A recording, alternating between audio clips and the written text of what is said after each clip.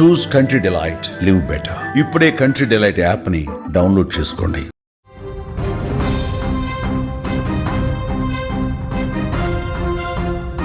Kurnool bus ప్రమాదం మరవక ముందే మరొక బస్సు ప్రమాదం 2 తెలుగు రాష్ట్రాలను ఇప్పుడు తీవ్ర విషాదంలోకి నెట్టింది.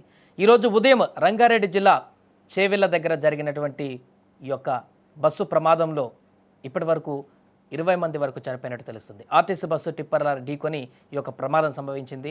చాలామంది పరిస్థితి విషమంగా ఉంది. అక్కడ మరికొంతమంది గాయాల పాలయ్యారు. అధికారికంగా 19 మంది చనిపోయినట్టుగా ధృవీకరించారు. కానీ ఇంకా మరణించినట్టుగా కూడా, మరణాలు పెరిగేటువంటి అవకాశం ఉన్నట్టుగా కూడా తెలుస్తుంది. ఈ సందర్భంలో ప్రభుత్వము తరపున మృతుల కుటుంబాలకు ఎక్స్గ్రేషియా ప్రకటించింది. ప్రమాదంలో చనిపోయినటువంటి వారి కుటుంబాలకు 5 లక్షలు, గాయపడిన వారికి కుటుంబాలకు 2 లక్షల చొప్పున పరిహారం ప్రకటించింది.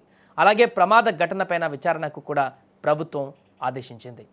ఇక మరోవైపు చేవెళ్ల బస్సు ప్రమాదం పైన ప్రధాని మోదీ కూడా దిగ్భ్రాంతి వ్యక్తం చేశారు. ప్రమాదంలో 25 మంది వరకు ప్రయాణికులు చనిపోయారన్నటువంటి వార్త తనను తీవ్రంగా కలిచివేసిందన్నారు. మృతుల కుటుంబాలకు ప్రగాఢ సానుభూతి తెలిపారు.